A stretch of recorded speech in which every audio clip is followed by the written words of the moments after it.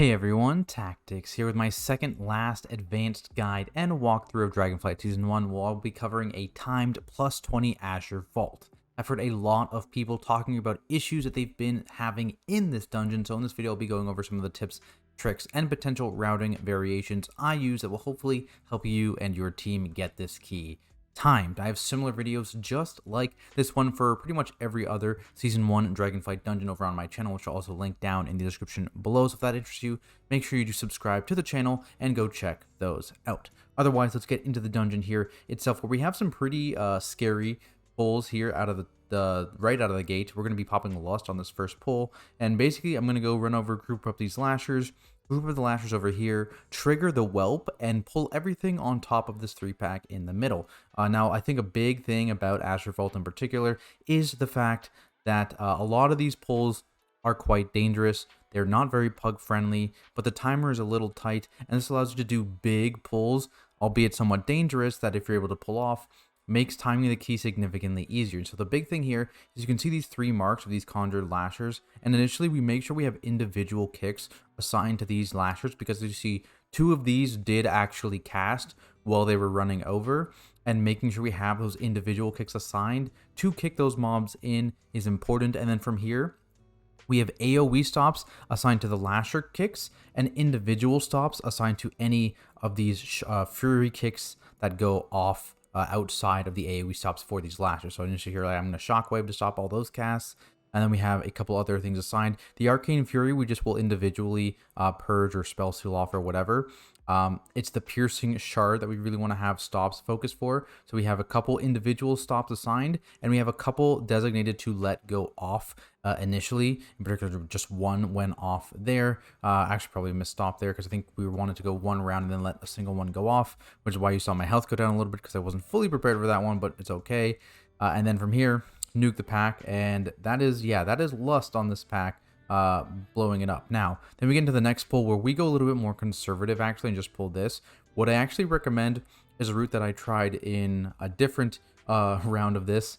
Did not go so well later on in the dungeon, but that aside, I actually think what you should do here is run around this corner, have the tanks like charge in, get the 2 lashers right here, and come back and LOS them around here.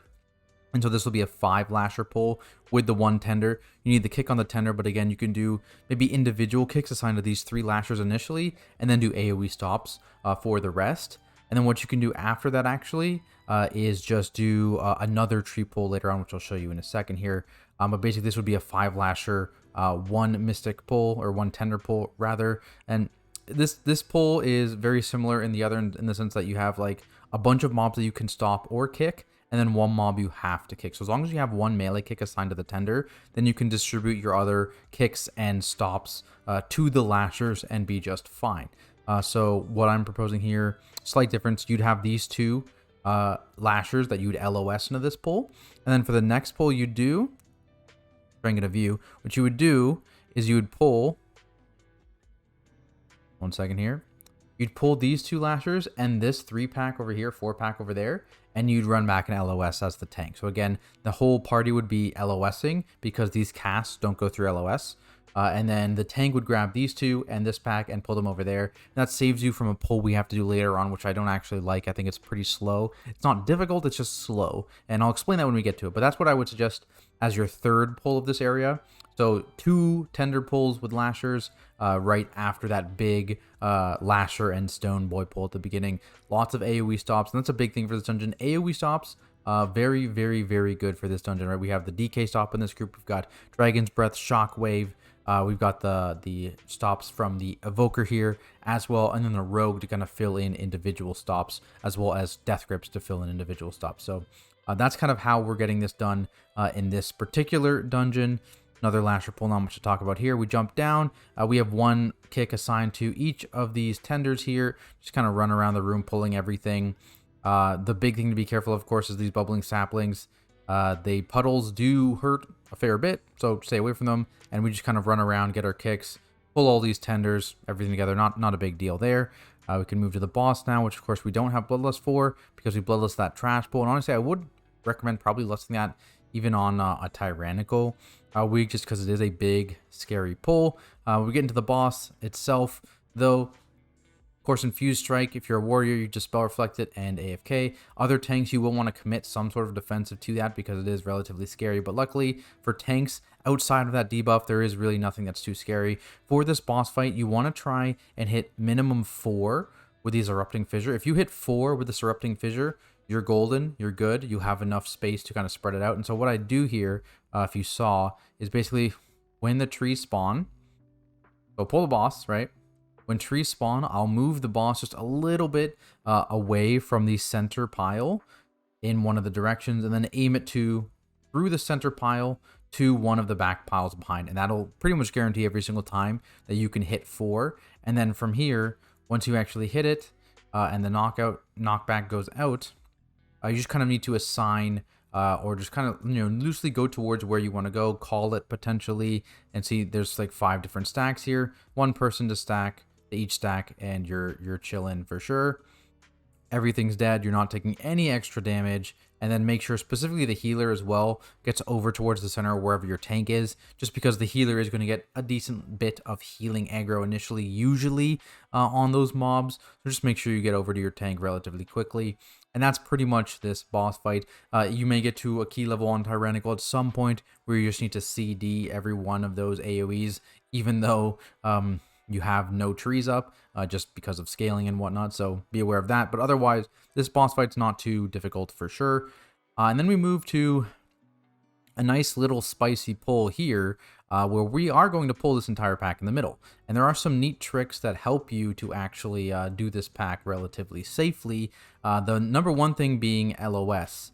So one thing that maybe players don't know is that the piercing shard from these Furies is LOSable. And so what we do here is we assign 1 person to stop each Fury, single target stops. We have AoE stops as well for additional stops. For example, like you're going to see me occasionally throw out Shockwave or my Fear just to get a stop that wasn't assigned to me. And then when a stop can't be obtained, it's going to be called, and I'm either going to commit a major defensive to it, or what's going to happen is I'm going to commit to LOSing it. And again, that's going to be called out. And so you see we're just AoEing down. We've got stops. That was me using an AoE stop there on that one. We've got the DB going out here. And then this is one I'm calling to defensive. And then from here, we're going to be calling on one to LOS. So that now I'm positioning myself to LOS. The piercing shard goes out. I LOS it. It's very important that for that circle, when it goes out, that melee DPS don't dodge forwards towards where I'm LOSing. They dodge out to the side or behind. And then you can use as many of these LOS spots as you need. There's like 2 more behind me, I think. So you have plenty of space to LOS as needed. But otherwise, as you see there, this pull lasted not too long because we did save cooldowns. You see people are blasting for this pull near the end of that boss fight because we knew, of course, we have a big scary pull coming.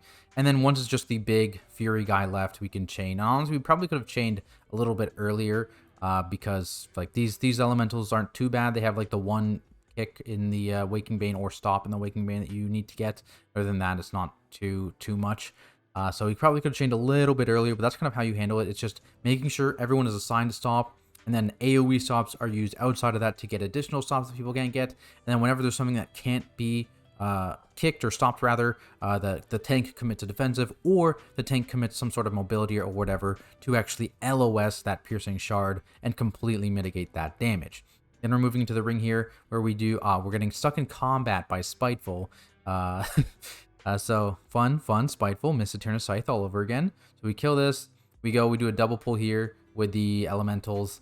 The big thing to get here, again, you have the 4 elementals where you need to get the stops on the sleep.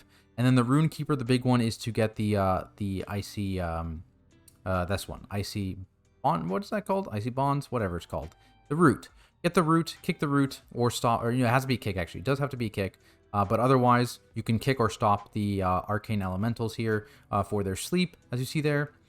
And we're just nuking this pack down. And then it gets to the portion where we now have to do 1 more pull in this ring somewhere, either upstairs, downstairs, doesn't really matter. But we do have to do 1 more pull because we didn't pull that tender. So the route I'm going to link actually pulls that tender at the beginning of the dungeon that I mentioned and didn't pull here.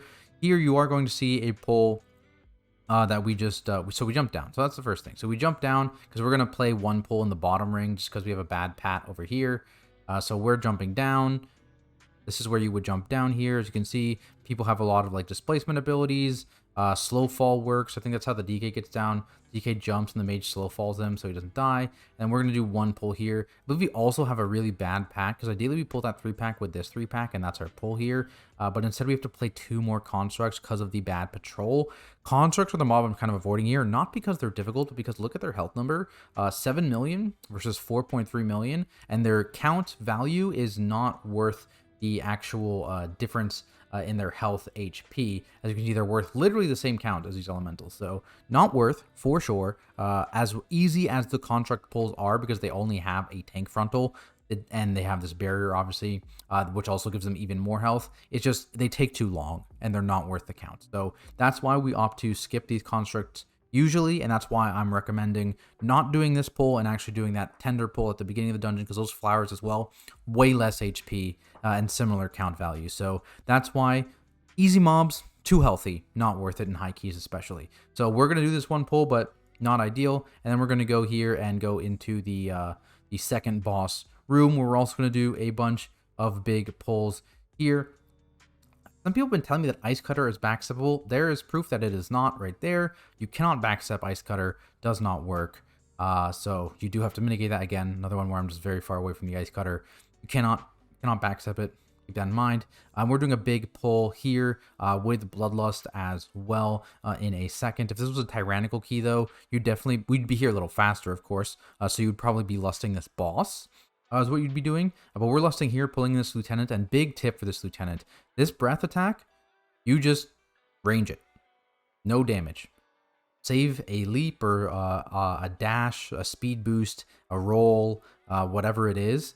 Every time this breath comes out, just back up. You see I take 1-2 ticks there, and now I'm out of range. Keep in mind, everyone in your group, though, also make sure that they are not...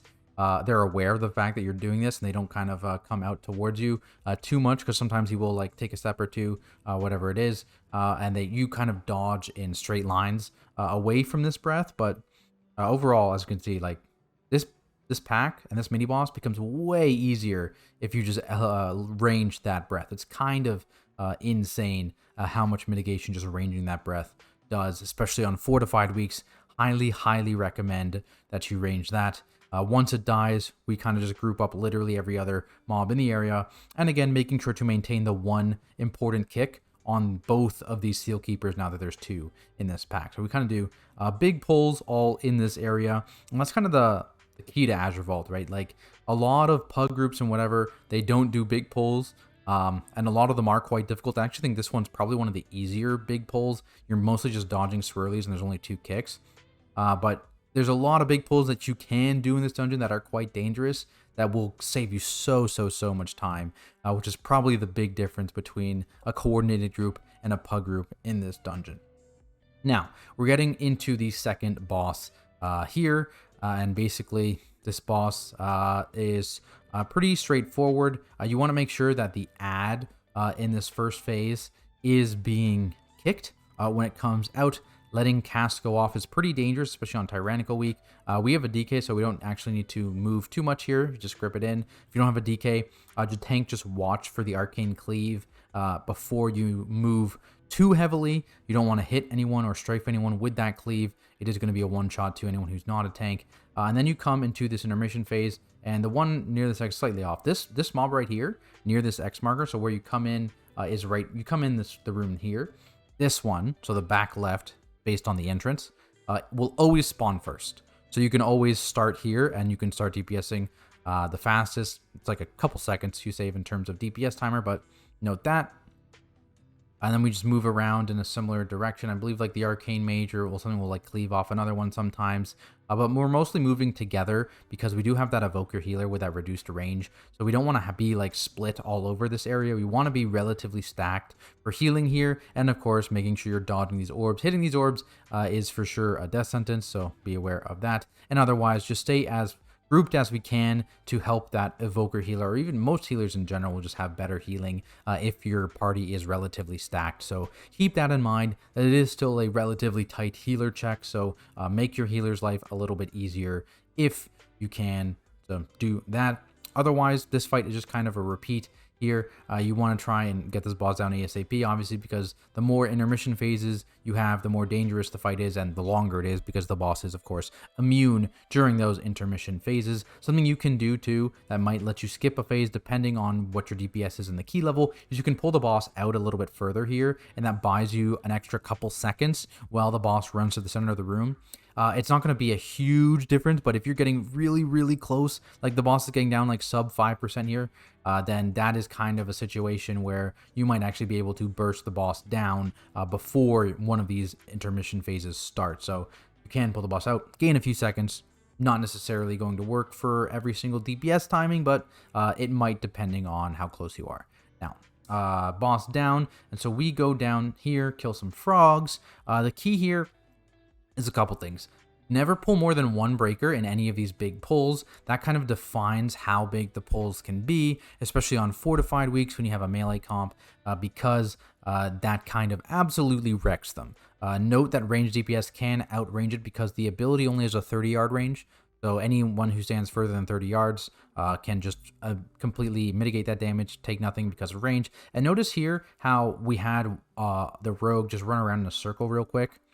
And kind of clear this area. While I'm grouping this pack, we just have one melee DPS. The other one could help too, honestly.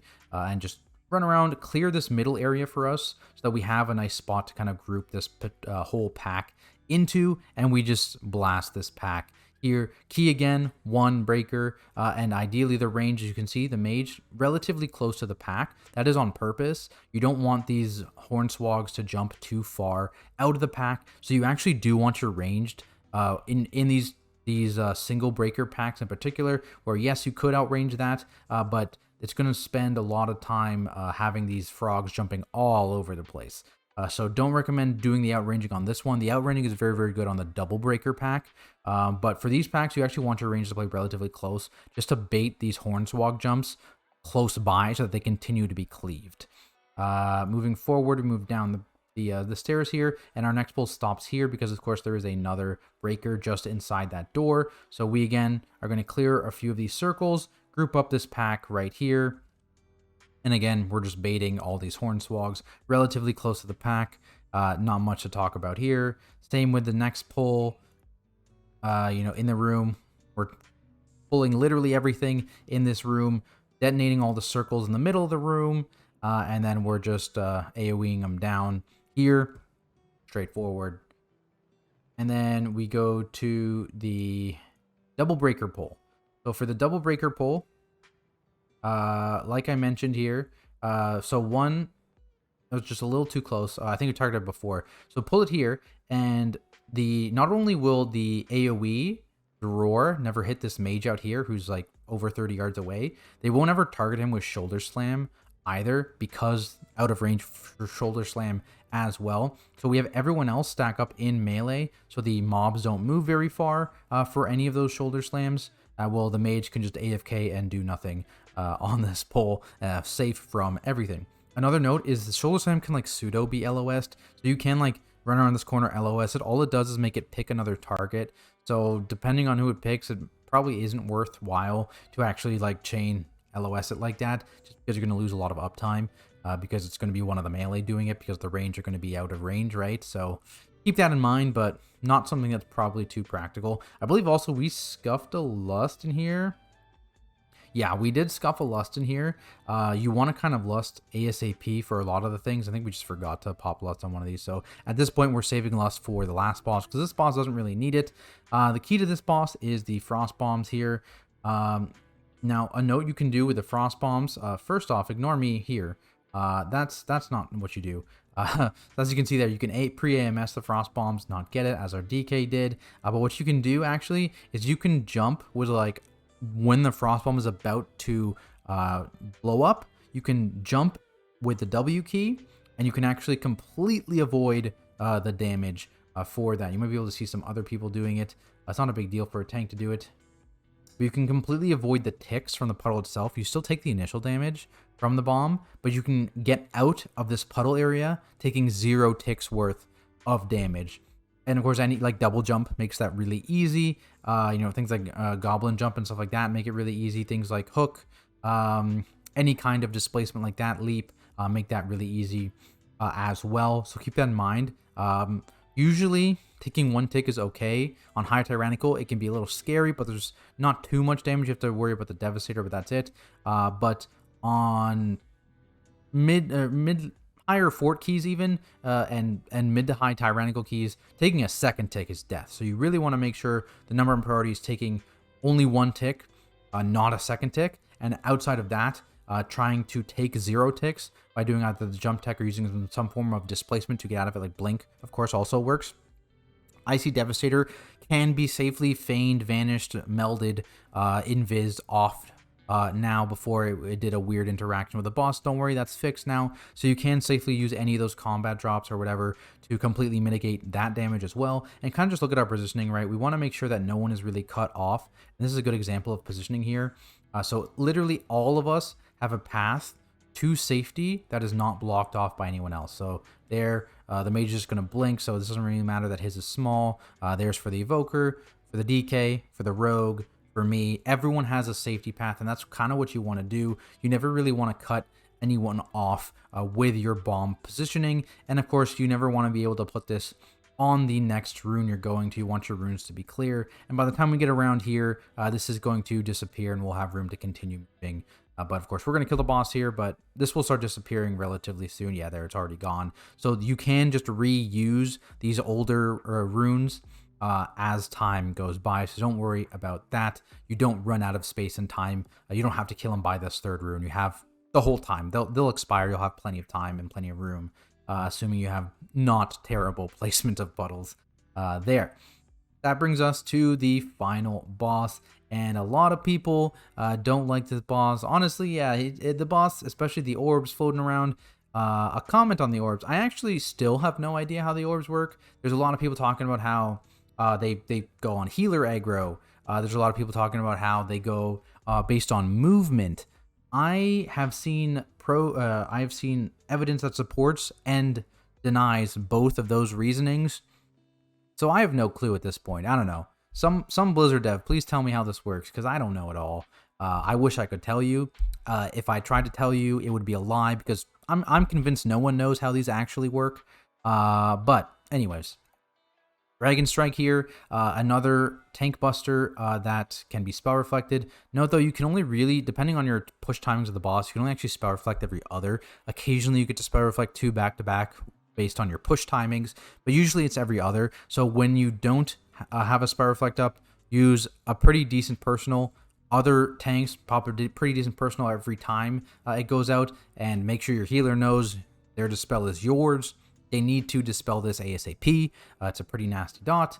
Otherwise, as you can see here, I'm going to be slowly walking up the hill here to cut off basically 180 degrees, or as many degrees as I can, of the potential spawn points for the crystals that'll spawn when the boss pushes 75% here, and then 25%, 50 and 25%. So every time the boss hits one of those health thresholds, he spawns those crystals, and he kind of interrupts his spell queuing, and that's how you would be able to get that 2nd spell reflect on the back-to-back, just a note.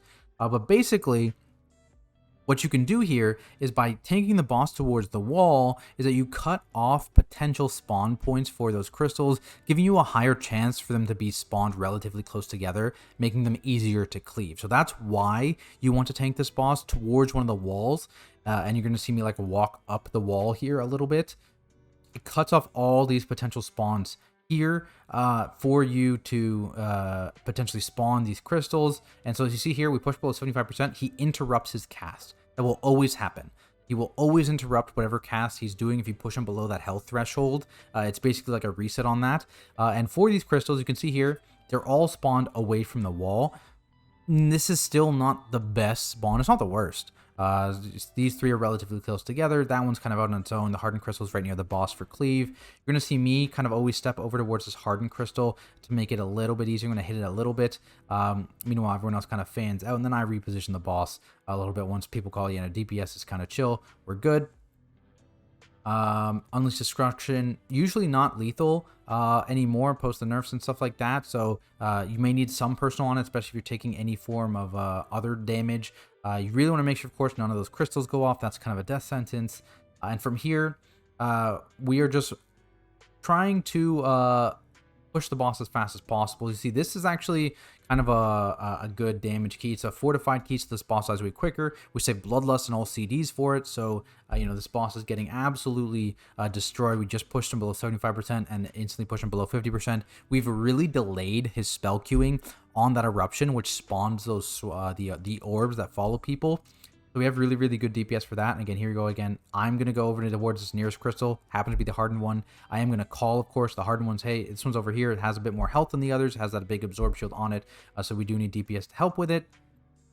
Here, he's finally going to get an Arcane Eruption off. So we have those orbs now available out on the field that are going to, you know, chase after people and murder them. Meanwhile, we're still nuking the boss. We're going to get another crystals at around 25%. And I'm going to try and milk out this spot. They are coming in relatively slowly. Now, on higher tyrannical keys, if you don't have this high DPS, that kind of thing, you may need to move before this 25%, just because these orbs would have been way closer in at this point because you didn't skip that very first spawn or something like that. And so in that case, just try and drag the boss along this wall here, up and around the room. It doesn't matter which direction. I'm pointing clockwise around the room, but you could go counterclockwise if that's where the orbs are safe. And you just want to try and keep the side of the boss along the wall to, again, maintain that wall as something that is stopping shards from spawning on it, so that even if the boss is on the move, he still has that one side of him pressed up against the wall so that he can't spawn crystals there. We're going to get this third crystal spawn off in this spot we started in because we also got pretty lucky with our spawns. They're pretty far away from us. So we just kind of chill out here. Again, hardened crystal, cleaving it. These ones relatively close together, but there's that orb coming in here. DPS need to be aware of it. And now Thundering is out, and we see these orbs are kind of trying to close in. And so I'm going to start stepping out a little bit. What you can do with Thundering is it does make you completely immune to the movement debuff. So keep that in mind. You can save giant moves for Thundering here. Here's the Dragon Strike going on. That's what got me here. Dragon Strike, not paying attention. Be careful. Very, very dangerous, like I mentioned. So make sure you have some form of defensive up for it. Otherwise, though, I'm going to start moving here because these orbs are starting to chase me a little bit. And as you can see, it's not necessary at this point because we know there's no more shard spawn. So at this point, it doesn't really matter how you move this boss. As you can see, I leap out, I wait for my stacks to reset, I start moving, Avatar's up, I can pop Avatar to reset my stacks as well. If you have things like a Monk or a Paladin, Freedom, Tiger's List, those things can reset stacks as well. I keep moving, I'll do a little pause over here, but boss is dead at that point. So it's really about managing your stacks. It's a 4-second debuff now, so it is actually possible to use like big movement speed, get your stacks up to like 7 or 8, pause for 4 seconds, or get like a Freedom or something like that. Dispel from a Warlock, a Dispel from a Priest, because they have the extra magic dispel, that kind of thing, to help you continue to move. Move during Thundering if you can, and try and keep this boss, as long as he's still above 25%, along a wall at any point during the fight, so that when he actually spawns those crystals at the 25, 50, and 75% health thresholds, he is actually spawning them only in partially around him, not in a full circle around himself. But there it is, guys. Hopefully this video did help you out, and if you did, be sure to leave a like and subscribe to the channel. It's free for you to do, and it really does help me out. I also want to give a big shout out here to Gorebreaker and all of my other supporters over on my Patreon. If you're looking for another way to support me while also getting some cool perks like access to coaching, a full list of all my weak auras and add-on profiles, shout outs at the end of all my YouTube videos, stuff like that, make sure you check that out, and I'll link that down in the description below as well. If you have any questions about this dungeon, tanking, anything like that, feel free to leave it down in the comments below, or you can come stop by my Twitch channel at Tactics and ask me there. Otherwise, thanks everyone so much for watching, and I'll see you in the next video.